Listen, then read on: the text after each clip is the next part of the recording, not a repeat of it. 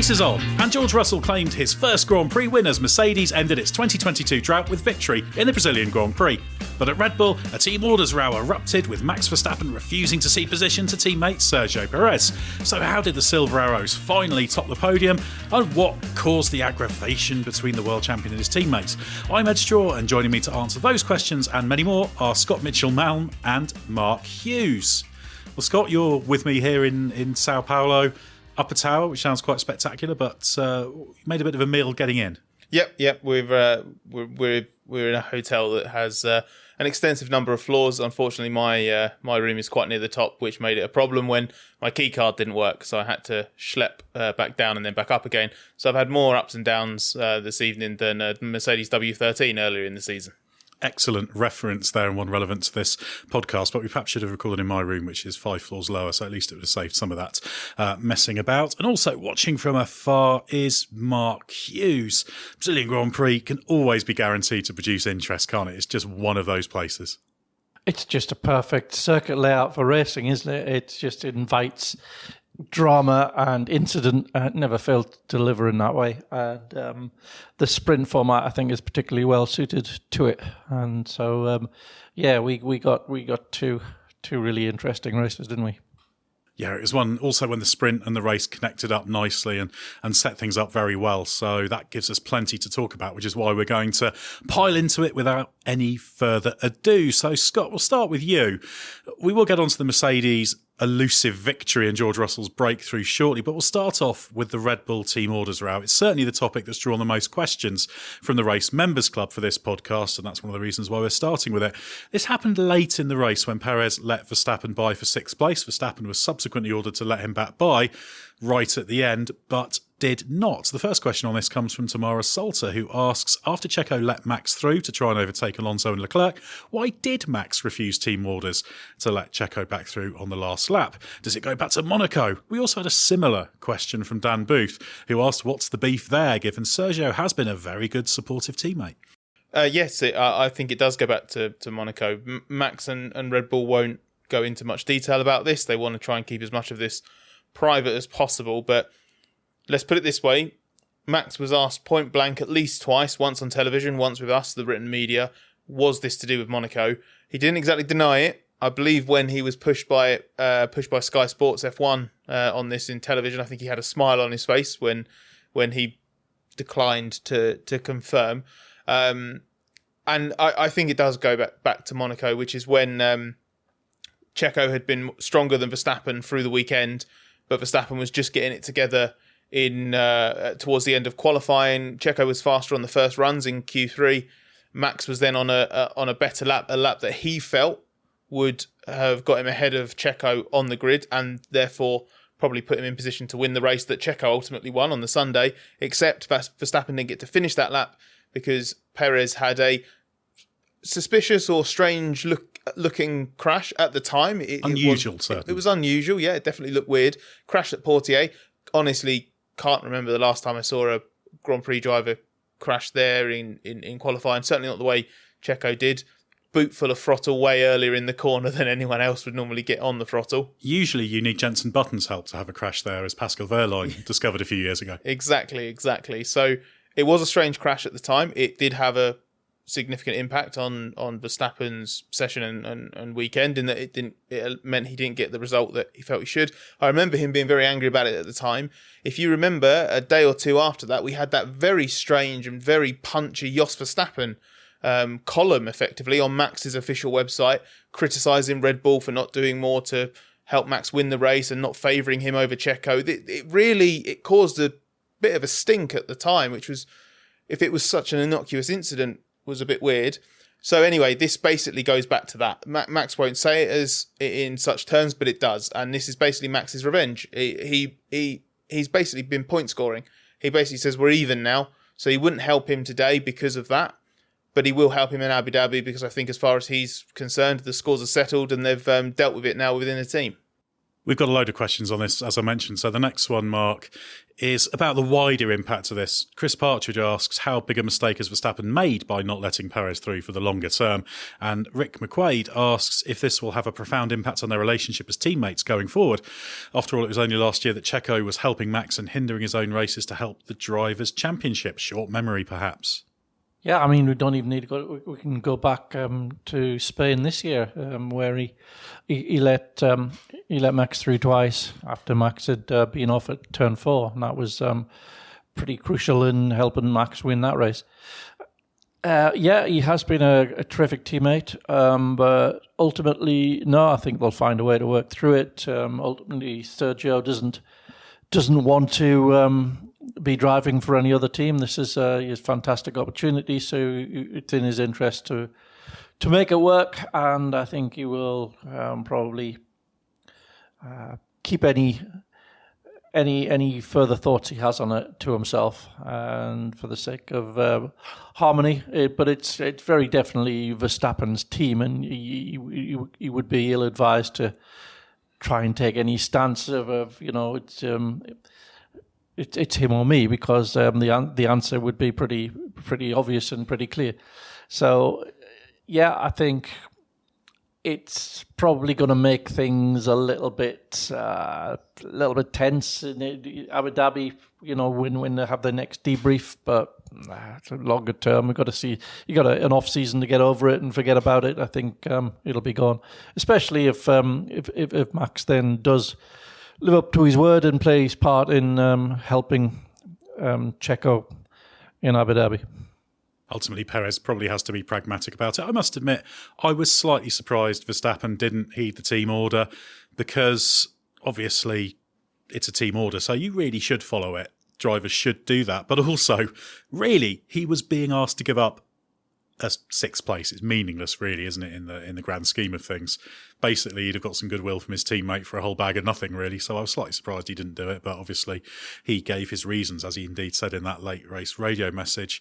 Scott, Carl Reed has a first members question on his podcast, so welcome, Carl, and asks, should Christian Horner put his foot down and show who's boss by dropping Max for the final race? Max's attitude puts the Red Bull management in a hard position. It simply looks like a power play that they've never seen before. Even in the hardest of Vettel versus Webber times, there wasn't that immediate and quite frankly blatant stamping of feet and throwing toys out of the pram, as we heard on the radio in Sao Paulo.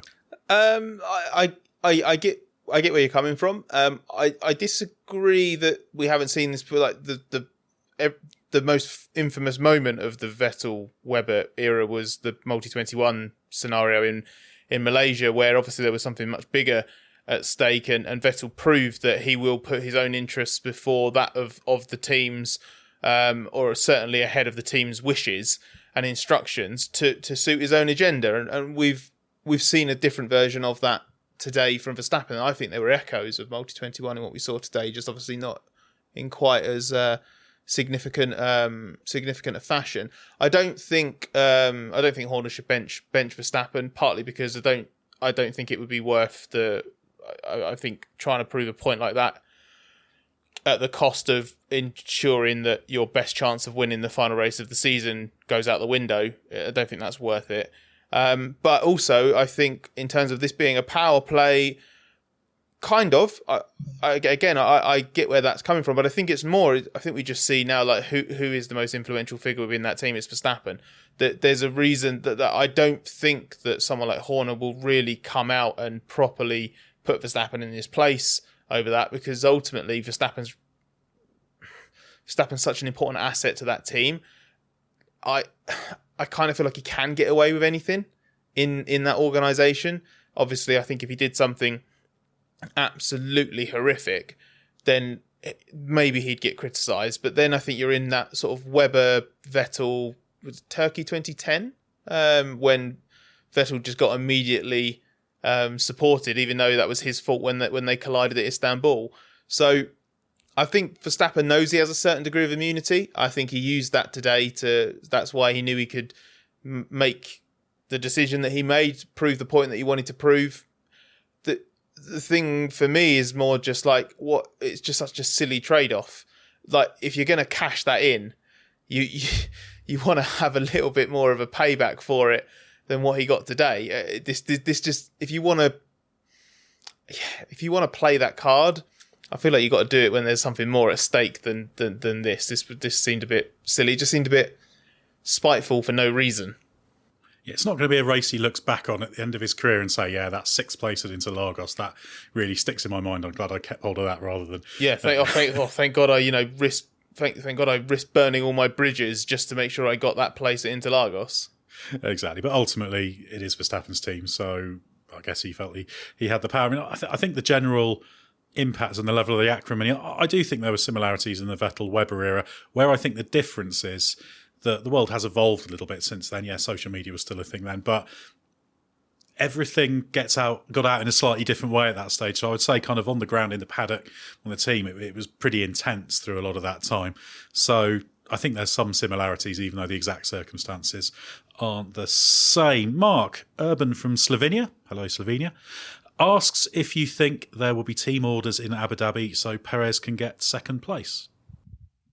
Yes, quite possibly. And Christian Horner did even say he would expect to see team orders. More like this was before the incident. This was before the race. He said when asked if there would be some team orders at this race, he said, no, I think you're more likely to see team orders in Abu Dhabi.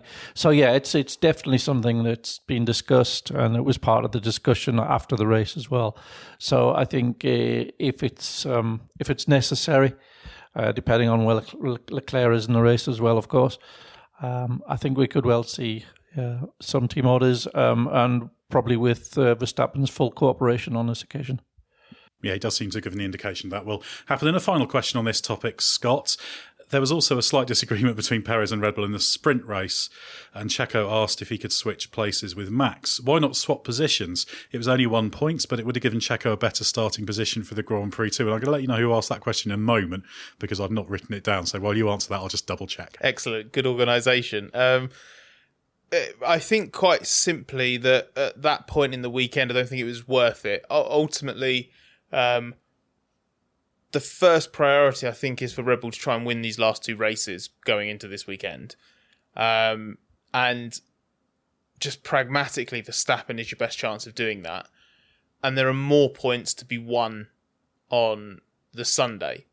So, and I know this sounds like such a silly thing to be pointing out now we have the hindsight of the fact that Verstappen didn't then help Perez pick up a couple of extra points on the Sunday.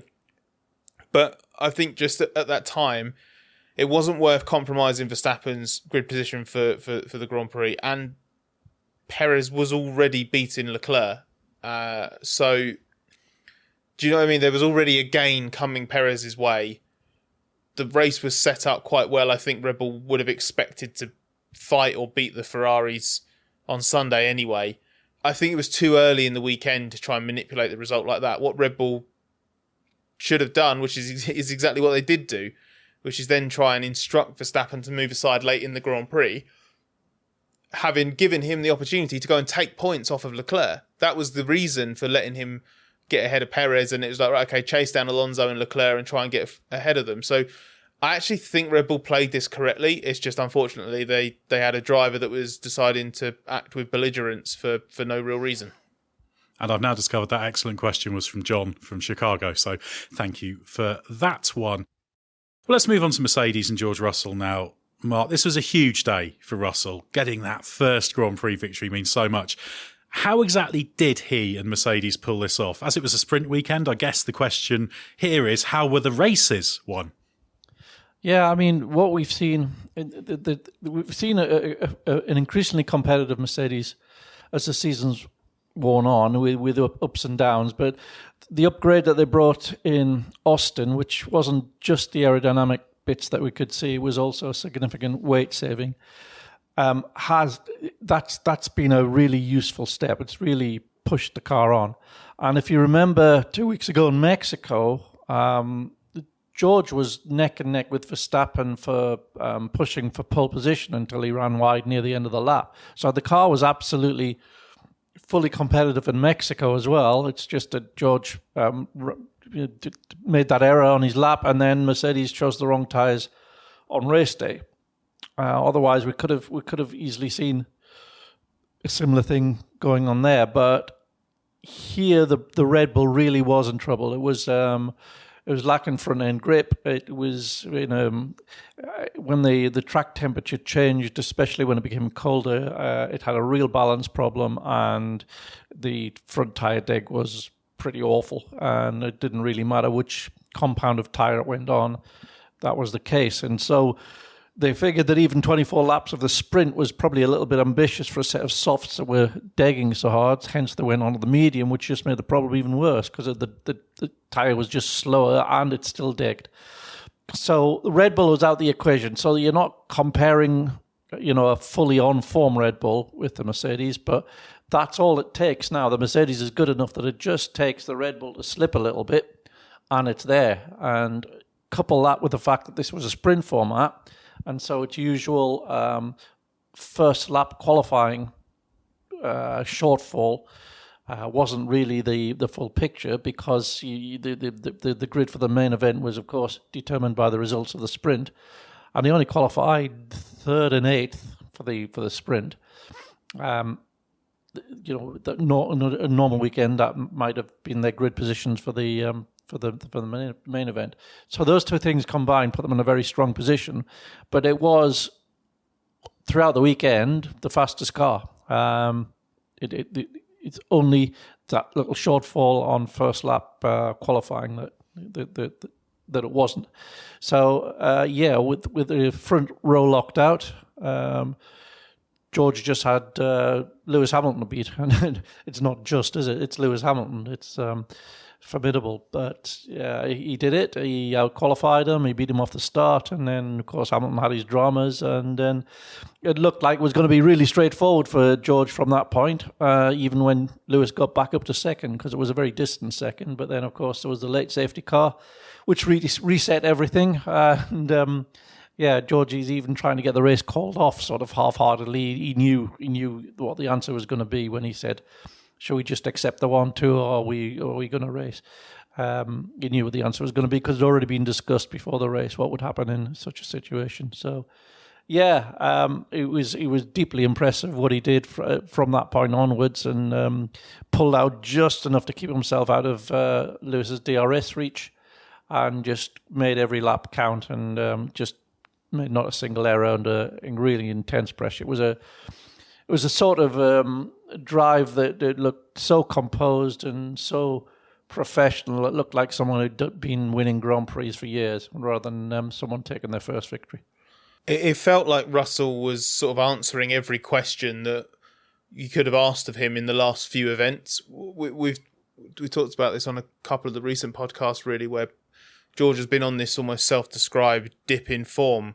You go back to that scrappy Singapore Grand Prix, feeling slightly off it pace-wise at a couple of races, obviously stumbling into Carlos Sainz at the start of the United States Grand Prix, for example, just not quite having Hamilton's pace in Mexico, and just not seeming on top of the car, whether it's in qualifying or the race for a while. I think he said a few races ago that he just hasn't felt like he's been on the level he was at the start of the year, and I didn't quite believe that. I kind of thought that actually we've just seen that a more representative Hamilton benchmark than we saw in the first 7 or 8 races when Mercedes was at the peak of all of its experimenting.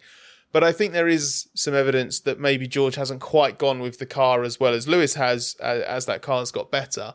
So you've had this run of races where his outright qualifying pace has potentially been questioned in that, I mean, ultimately he's still very close to Lewis, but he hadn't quite beaten him properly in qualifying. His racecraft had been questioned, Singapore and the United States. And just that sort of, okay, is this going away from you this season now? So there's this sort of swell of questions. And then this weekend just really emphatically answered all of them. Okay, there was the obvious blot on the copybook with that off in qualifying. He was lucky that he wasn't punished for that more harshly, but on the flip side of that, he'd done the job on his first lap in Q3 to get that third on the grid. The sprint race drive to beat Verstappen, the way he raced him wheel to wheel, the way he was, you could tell he was he was lining that move up on the outside down to turn 4 for a few laps, that sort of forcing Verstappen to defend into the start of the centre S, carry the speed through the corner, and he just got better and better at it and eventually pulled the move off. That was brilliant. And then, as Mark was just explaining, just a faultless Grand Prix in which he at various points had an awful lot of pressure and just handled it really well. I thought the weekend overall was generally just a really good reminder of why Mercedes rates George so highly. Yeah, he just had great command of the situation, great calmness, great mental capacity to deal with it. I know that's not really a surprise because we've seen that from him before, but winning your first Grand Prix is such a big deal, even if you have had the sprint race as a warm up. Scott, there's a question from Janus van der Waal who asks, to what extent can we classify this win of Mercedes as a pure win? And to what extent is it a win because Red Bull had it set up wrong, meaning they profited from the structure of the weekend because of the sprint? Yeah, I think it has to be a proper win. I take the point that Red Bull was clearly on a trajectory that was just getting worse over the course of the weekend. But ultimately, Grand Prix weekends aren't about. You can't race hypothetically. You can't judge Grand Prix weekends on this doesn't count because this team should have done a better job. It almost just detracts from the fact that there is so much to piece together, and Mercedes just pieced this weekend together. Put it this way, if that car wasn't quick enough to win the sprint race and win the Grand Prix, then just because Red Bull got it slightly wrong doesn't mean that Mercedes would have won it anyway. Do you see what I mean? Like, the car has to be good enough to be in there. There's a reason that Mercedes won the Grand Prix today and not a Ferrari, for example, or the second Red Bull, or whatever way you want to look at it. So this was authentic, and they've been trending towards this for a while. I didn't expect this. I did think that this was looking like it would be a weekend that went in Verstappen's favour, but obviously, basically from the pretty early on in the sprint race, I think we could see that Red Bull didn't have the pace of the Mercedes. So I think this is fully legit, and I think it's reward for the constant development through probably further into the season than a Ferrari, for example, from Mercedes. So, yeah, I think I can't take away from it just because there were a couple of other factors at play that blunted Red Bull's attack, for example. The phrase I always use is winning on merit, and I think this was winning on merit. An extreme example of not winning on merit was, for example, Ocon in Hungary last year, because that was very circumstantial. Great performance from Ocon to win under pressure from Vettel, but it was circumstantial, whereas I think this was on merit for Mercedes. Mark, a question from Daniel Gregory on the car performance, who asks, have Mercedes found a way to reduce the drag this weekend? They've looked fast on some weekends this year, but their straight line speed deficit has been such that it looked impossible for them to pass the Red Bull on track, yet George managed it in the sprint. Yeah, I think part of what we're seeing in the Lagos was that because of the tyre situation, the Red Bull wasn't very good through Junção, which is the corner at the bottom of the hill. So it was much slower than the Mercedes entering that long drag. And despite that, it was still managing just to be going a little bit faster by the end of the pit straight. And that's where you saw its drag advantage. But it was having to claw back more of a deficit, if you see what I mean, than it usually does out of the corner. I think it's still the Merc's still a draggier car, and we'll see that pattern between the straight line and the corner performance. I think will be more conventional in Abu Dhabi. So I don't think it's a trend now. I think it's just circuit specific. Shall we move on to a question and a topic, in fact, that will remind us very much of last year, specifically the Hamilton-Verstappen clash? Obviously, we've got to talk about that, Mark. Verstappen got a 5-second penalty for that collision. Would you say that's the right outcome? No, I don't think anybody should have got a penalty for that. I thought it was a racing incident. Very much like several of Hamilton-Verstappen's accidents last year. Either one of them could have avoided the collision, but they weren't obliged to. They were racing, and each one was effectively daring the other one to go through with it. And they just both stuck to their guns, and the contact was made. And that's what can happen in racing, in hard racing. And I think the stewards would have been better advised to just let that one go. Yeah, I would agree with you on that one. I know we're always sounding a little bit like a stuck record on some of these incidents, but there is such thing as a racing incident. I get why the stewards applied the way the racing rules are structured as they did, and perhaps we'll get you in a minute, Scott, just to explain their verdict. But to me, I just think in terms of sound racing logic, Verstappen was kind of entitled to be there. There's an element of risk on both sides, and they came together, but yeah, just not quite the way things work this time. So yeah, no penalty for me. But Scott, perhaps you can explain what the stewards had to say. Well, yeah, I can try, because ultimately we've had these racing guidelines, driving standards, whatever you want to call them, since the start of the year, which was an effort and I think a merited effort, one in principle I have no issue with, to try to just clarify what is acceptable and what isn't, because we had this spate of run-ins basically between Verstappen and Hamilton last year, and there were a few others as well, but I think, for example, Turn 4 in Brazil in 2021 is just a great example of why F1, I think, needed to just explain what was and wasn't permissible. So basically what the stewards said is that they felt that even though Verstappen briefly got ahead with his move on the outside into Turn 1, he never completed the pass midway through that corner, because you do have to take turns 1 and 2 as one sequence, really. Hamilton got back in front, so Verstappen didn't complete his pass. So while the stewards felt that Hamilton could have given a bit more room at the apex of Turn 2, ultimately they felt that Verstappen was predominantly at fault, because he was basically the attacking car on the inside. And they didn't say this, but so we have to use the guidelines from the start of the year to infer that this is the reasoning. But the guidelines state that if you are deemed to be the car that's attacking on the inside, you need to have your front wheel, your front tyres alongside the other car. Now that's actually quite vague, because Verstappen's front tyres were alongside Hamilton's car. They were alongside 95% of Hamilton's car, but he wasn't fully alongside Hamilton's front axle, his front tyres.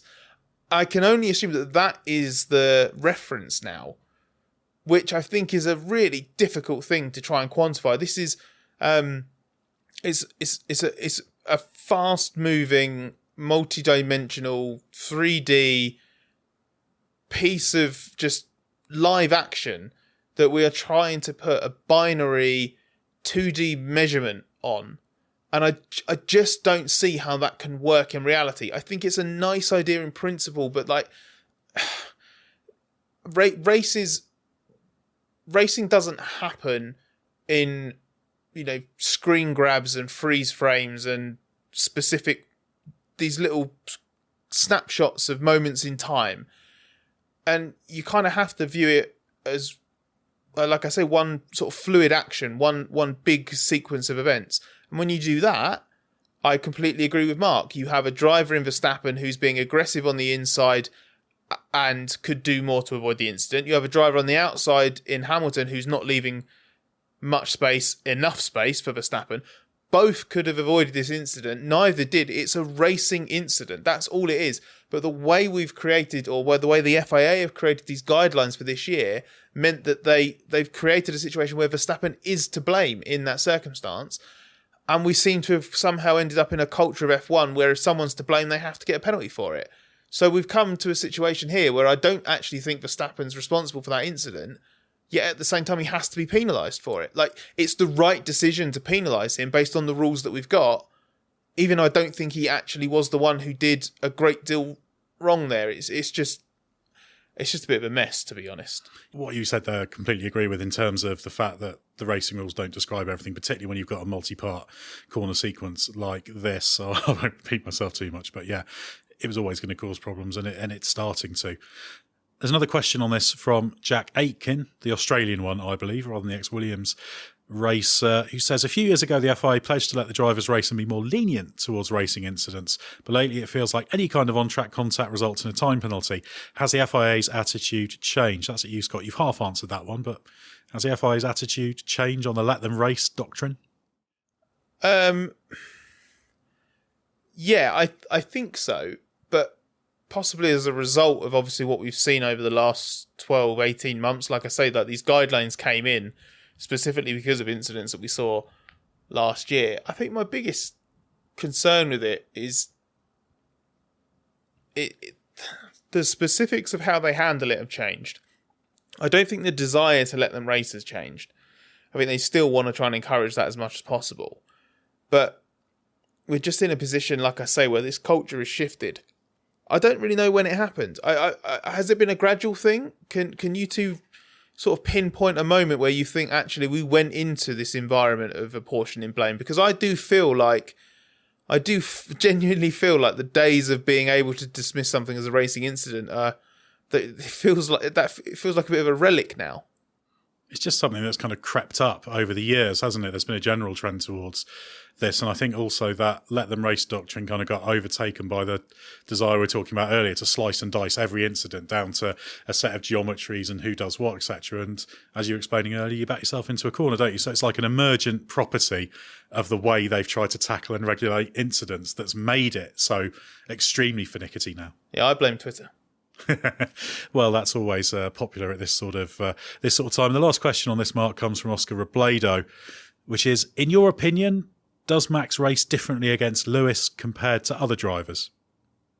Yes, I think he does. I think that's true. There is this absolute refusal to compromise and to always be sort of laying down the gauntlet, and sometimes Hamilton responds to that and sometimes he doesn't, and that makes the whole thing unpredictable. And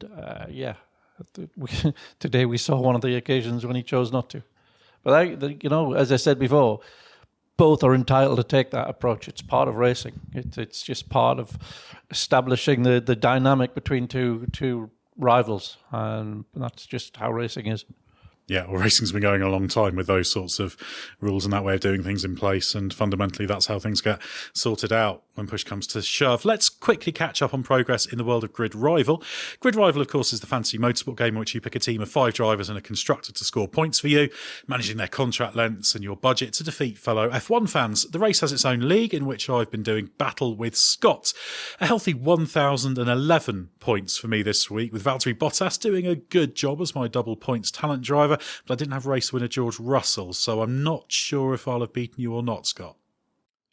It pains me to say this, Ed, but unfortunately you didn't beat me, because yet again I've absolutely smashed it. It is I'm on this massive run now of 4-figure scores. I've got Fernando Alonso as my star driver, my talent driver, to thank for my heroic score this week, ably supported by Lewis Hamilton, Valtteri Bottas, sadly Kevin Magnussen, Carlos Sainz and Red Bull were my team. So I honestly thought I was on for some heroics with Magnussen at one stage, but obviously his DNF, so thank you Daniel Ricciardo, has put paid to that. So my second half surge up the race league table continues. I'm up to I think 150th now.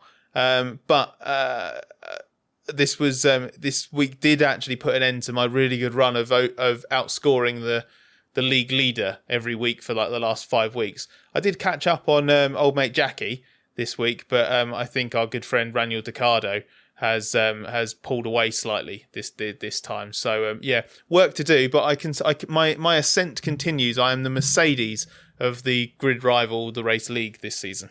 Yeah, potentially decisive lead now in the overall league for Raniel Ricciardo, as you alluded to, over Jackie 789-58103. A big week, a 248-point lead now, thanks to having Russell and a hefty haul from Fernando Alonso as talent driver. Funnily enough, as seems to now happen every week, These Tyres Are Dead was the week's top scorer on 1,173 points to take an outside chance of winning the league into the final race. So well done all for doing significantly better than me. There's still time to sign up for the final race to get a rolling start for 2023, so download the Grid Rival app or visit the website to get involved. The link is in the episode description for this very podcast. Right, getting back to the Brazilian Grand Prix, Mark, Ferrari had its own extremely low-level team orders discussion with Charles Leclerc, asking if he could be let past Carlos Sainz to finish third. Pitbull didn't oblige him on that one, but Leclerc did finish fourth despite dropping to the back when Lando Norris booted him into the wall early on. So how did he pull that one off? Yeah, I mean, he did he did a pretty steady sort of progress through the back of the field and the midfield, and just picking them off when he could without caning the tyres, and that sort of floated him up to a very distant 6th place, and then we got the safety car for Lando Norris's broken down McLaren, and that brought all of those cars that had been very distant from him right within his range, and he picked off Valtteri Bottas, and then he sort of had the dice with Sergio Perez, and he was on a better tyre than Checo was. Checo was on the medium, which was, as we discussed earlier, a bit of a disastrous tyre really for this weekend, and so that got him the other place, and then he just fell short of convincing the team to give him the other one. But 4th place, pretty good outcome, all things considered. Yeah, and it means Leclerc and Perez go to Abu Dhabi dead level on points for second in the championship. Leclerc is ahead on countback, but that one's going to go right down to the wire. And we did also, Scott, have another weekend where there was a little bit of Ferrari comedy in qualifying in those wet conditions, with the stuff with Leclerc being on intermediates when everyone else was on slicks in Q3 and being a bit irritated, and some general confusion about tyres throughout that session. This was a little bit of a relapse almost for Ferrari, wasn't it? Yeah, it wasn't. They didn't cover themselves in glory, and there just seemed to be a bit of disorganisation, a bit of poor communication, a bit of just simply poor decision making, and just everything that you don't want to see if you want to believe that Ferrari is going to make progress from one of its core limitations, not just from this season, but previous seasons. And we were having a conversation with someone earlier this weekend where we talked about, just is Ferrari actually going to make the progress it needs to? And I think we've seen some races actually in the second half of this season that genuinely look like Ferrari is sort of chipping away at those lingering deficiencies. But then you have something like this, and I just kind of feel like I don't really have that confidence. The only thing I would say is I agree with them for not swapping their cars at the end of that race. Like there was, I get what Leclerc's saying, and I spoke to him at the end of the Grand Prix, and he was clearly annoyed, and I don't think he quite agreed with me when I sort of suggested, well, surely Ferrari's logic was this. But he wasn't that far in front of Alonso and then in turn Verstappen. Ferrari is clinging to second in the Constructors' Championship over Mercedes, and that's worth a lot more to them than Leclerc finishing second in the Drivers. It really would not have taken much for Sainz moving aside for Leclerc to go wrong enough for him to lose 1 or 2 more positions. And then all of a sudden, a 19-point lead becomes 17 or 15 points.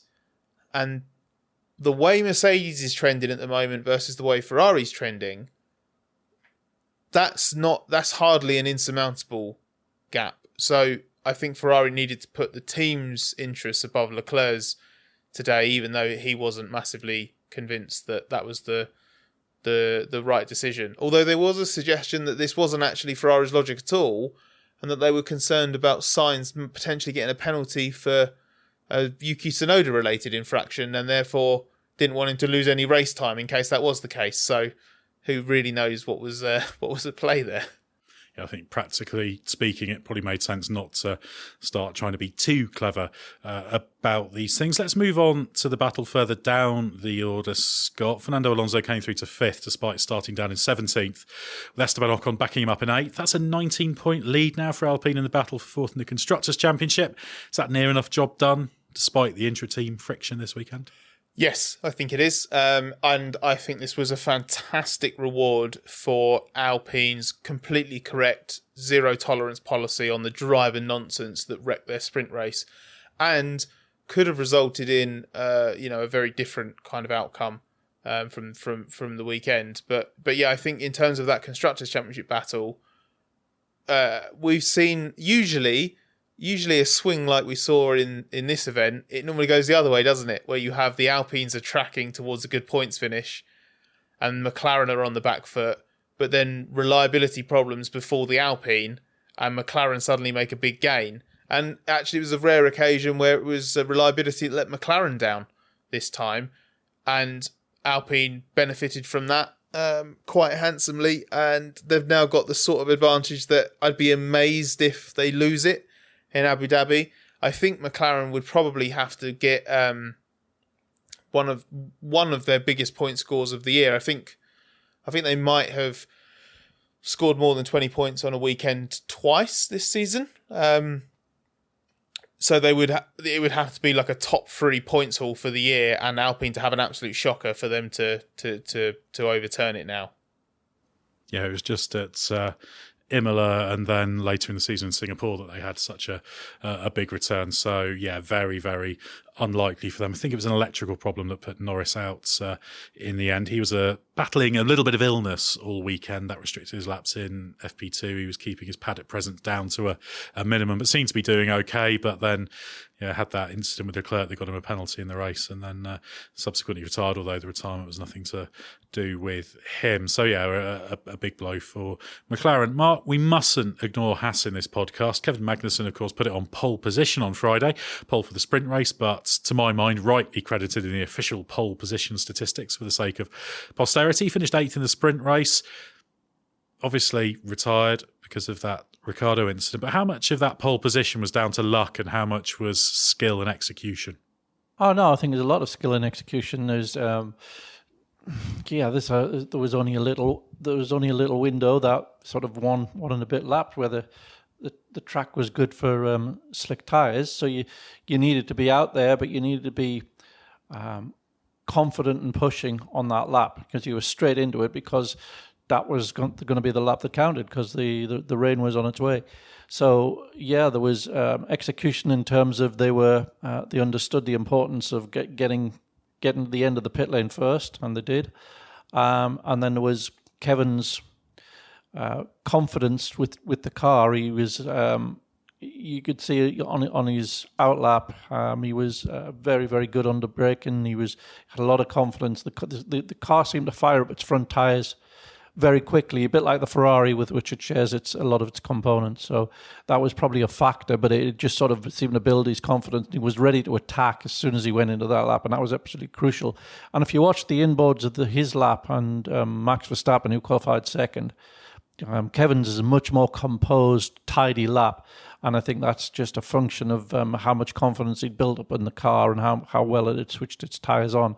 So, yeah, there was an element of luck, and that the window was pretty firmly shut, just a couple of minutes later. So potentially faster cars didn't get the opportunity to knock them down the order. But that's all. There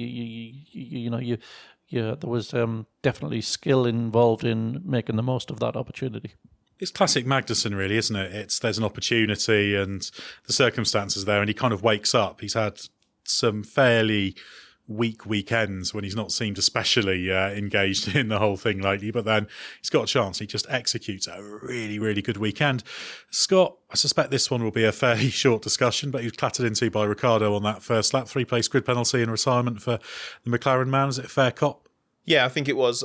For all that we said earlier about, racing incidents and disliking the fact that we always need to seem to apportion blame, I do think that a completely 100% one-sided incident like this, that also has devastating consequences for the person that you are committing that offence against, as it was in this situation. I do think that's legitimate to penalise. Yeah, and I don't think there can be too much objection from Daniel Ricciardo on that one, certainly. Well, as always, we'll round off our race review podcast with a series of quickfire questions from the Race Members Club.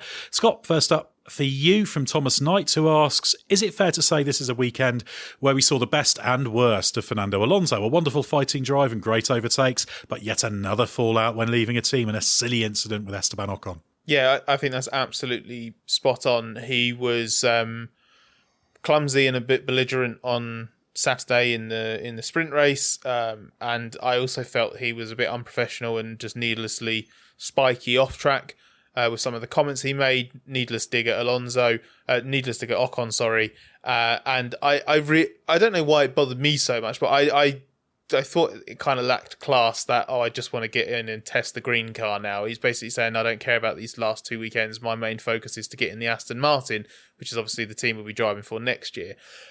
And I never went with this. I didn't think, Alonso's going to phone in the last 2 races. Not at all. Like, he's such a competitive person and he's been on such amazing form.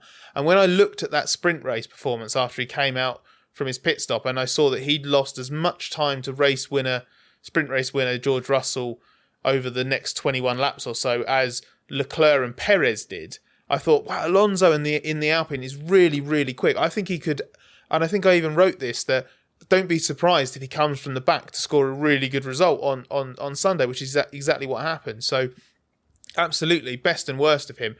On track, the way and just his level of performance is not the problem, but I do think we've got to a point now where Alonso's a bit jaded with Alpine and the situation he's found himself in, the missed opportunities this year, and that has just sort of spilled over a little bit with whatever word you want to use for it. It's just a needless bit of animosity, I think, and it's a shame that there is at least an air of bitterness around the end of this chapter. His third with Team Enstone. Next question to you, Mark, which is on a related topic, comes from Oscar Robledo, who asks, why did Alonso get a penalty for losing his front wing during the sprint? He got his penalty for driving into the back of Ocon, really, and the front wing came off as a result of that. So I think it wasn't a penalty for his wing coming off, was it? It was a penalty for the circumstances that led to that happening, but it was a strange mistake, wasn't it? And not dissimilar to what a few races ago. Yeah, exactly. I think there are parallels with the Alonso Stroll coming together in Austin, in that Alonso was trying to figure out which direction to go on the car that he was catching and tried to leave it as late as possible and just left it a fraction of a second too late. And I think in Austin there was Stroll was to blame as well because he veered left, pretty late, just as he did with his incident with Vettel here. I think in either case, Alonso wasn't blameless. Yeah, I don't think there was anything wrong with what Ocon did in that specific incident. In this case, Scott, Danny Elliott has a question about the driver who finished 17th and last in the race. He asks, what happened to Tsunoda on the safety car restart? I saw cars 6 and 23 could unlap themselves. That's 2 Williams drivers. So I had no clue Tsunoda was also lapped. Yeah, so I'm going to need you to chime in here if I get some of this wrong, because it was a very odd situation. One that I don't think we've ever seen before in Formula One. I can't remember something like this happening. So Tsunoda was one of the lapped cars, but there was it was basically a weird situation that arose from the sort of layout of the circuit, the timing system, and Tsunoda's own behaviour, if that's the right word, in terms of where his car was at certain points. So he was lapped and in the queue, but he came into the pits, and I think because of that, and the fact that he was then obviously able to accelerate and go faster than the safety car queue, he did technically briefly unlap himself. And the way that the system works, the way that the rules are, technically in doing that, obviously he then fell back into the queue, I guess, because of the actual pit stop itself. He had technically unlapped himself, and what the steward said is that you can't actually unlap yourself more than once. So once he was back in the queue and behind the safety car, when the instruction comes for lapped cars may overtake and unlap themselves, Tsunoda's not eligible for that privilege because he has technically already unlapped himself. I'm explaining this really badly, but it is such a odd and confusing situation. So then I think Tsunoda did, honestly, I thought I thought he did a really good job when the race started for real, and he just pulled off to the left and slowed right down. And I think that's what spooked Ferrari and Sainz, because with him doing that, I think there was a suggestion that Sainz might have overtaken Tsunoda before he was allowed to, which would have been, if that had been the case, that would have been a ridiculous penalty to hit Sainz with. If, a car that has moved out the way because he's effectively only in the queue as a lapped car because of an incompetency within the timing system or whatever it is, because basically no one did anything wrong in race control really with how this was handled. It really was just a strange anomaly. Yeah, it's just that momentarily being ahead in the pit lane and then falling behind, and then, causes a fair bit of confusion. Next up is a question from Sean Murphy for you, Mark. Watching medium shot Perez tumble down the field against rivals on soft, some of whom were driving cars that are usually slower than the Red Bull, had me wondering if Pirelli tyre offsets have become too important a factor in Formula One. What do you guys think? And would you like to see a tyre war again with multiple tyre companies? I've always advocated that the racing's better and more interesting with a tyre war.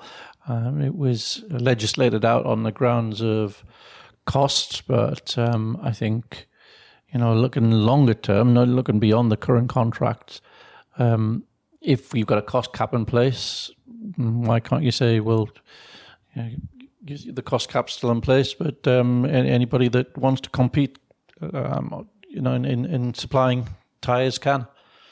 I think it's a perfectly doable thing, and I think it would add great interest and a bit of competitive, ups and downs, and a bit more unpredictability. Next up for you, Scott. Henri Hayler asks, after another race where a car has been affected by a loose tear-off, what can realistically be done to reduce the amount of tear-offs littered around the track? Now, this is about Carlos Sainz, isn't it? Yes, it is. I honestly don't know. Is it still the case, or did this get phased out, that you're not allowed to do tear-offs in a certain part? But I can't remember where it is. Is it like you're not allowed to do it in the pit lane or something like that, or you can only do it in the pit lane?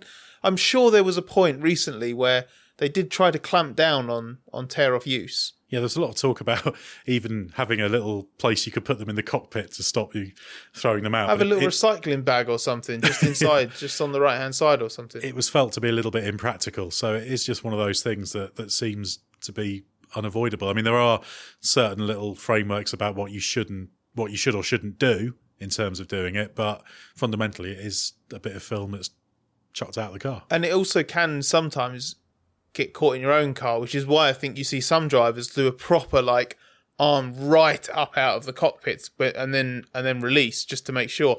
But they are kind of a bit of a necessary evil in that regard, because obviously you get all sorts of crap thrown up on your visor during the course of a Grand Prix, and the concept of a tear off, even in the most basic form, it goes back quite a long way, doesn't it? I feel like it's not it's not a recent technology, is it? No, long established tear-offs, and they're there for a reason. So it's one of those slightly awkward things in that, obviously, yes, it would be good to avoid, but they haven't quite worked out a way to do it. But it is frustrating. To be fair, it doesn't happen that often.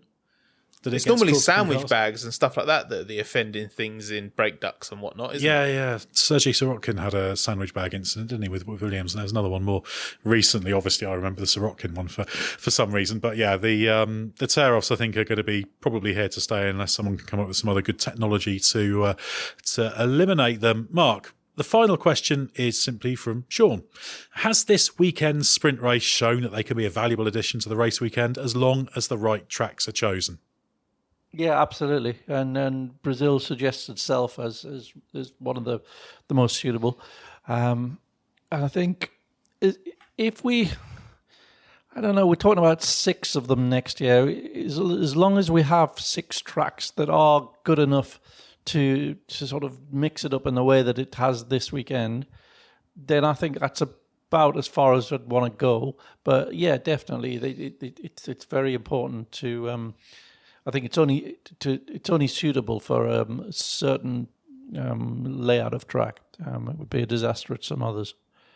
And in terms of the sprint race, it does help when you've got a scrambled grid because that tends to create interesting things. And obviously, that's exactly what we had. Sprint races, do you think this is a ringing endorsement of them, Scott? I don't think this sprint race really told me anything about the format that I didn't already think, which is that it can improve the weekend. The race itself is dependent on circumstances, like pretty much any race is. But there can be a good race, but you do need the right circuit, you do need the right circumstances around it, and it does make the weekend better overall. I just wish they'd find a way to get rid of that damn FP2 session on Saturday. Although it came in handy for Logan Sargent and Williams this weekend because he picked up another bonus point, super license bonus point in his bid for an F1 super license and a 2023 race seat. But just on the subject of the sprint and the quality of this weekend, to pick up on something Mark said quickly, it really is a proper pleasure every time we come back to Interlagos, and I go into that place and that circuit and think, I think it's a contender for the best Grand Prix of the year, just all round, as in like the best circuit. It's absolutely one of the best circuits F1 goes to. I really struggle to like. There are just only a really small number that are just not just the steeped in history stuff, but just actually the layout lends itself to really good racing. The climate that you're in locally is really good in terms of, there's the threat of rain and stuff like this and mixing it up. The fans are absolutely mad. Like they're so fantastic. It's just nice to get to the end of what has been a really long season, and at times has felt like it's really dragged. And you come here and you're like, oh, I'm glad that we're here for race 21 or 22 because this is proper. It's such a great Grand Prix. Yeah, I'd thoroughly endorse that. Interlagos, great circuit for F1 racing. And thanks very much to everyone who asked questions. You can find out more about the Race Members Club if you head to the race and click on Join the Race. Now, to finish off, we wanted to let you know that the first live The Race F1 podcast event is happening next February. It's on February the 12th at King's Place in King's Cross, London, as part of Pod Live Sport, a week-long sport podcast festival. I'll be there, so no escaping me. So will Scott, and there's going to be a special guest as we finalise the lineup for that as well. So head to sportspodcastgroup.com/pod-live/the-race-F1 for ticket information. I think if you make your way to the sportspodcastgroup.com website, you'll probably be able to find our particular podcast. Don't forget the hyphens in this case. Many, many hyphens there for people. Maybe we could also drop a link to that in the podcast description for this one as well. We certainly could. You lucky listeners.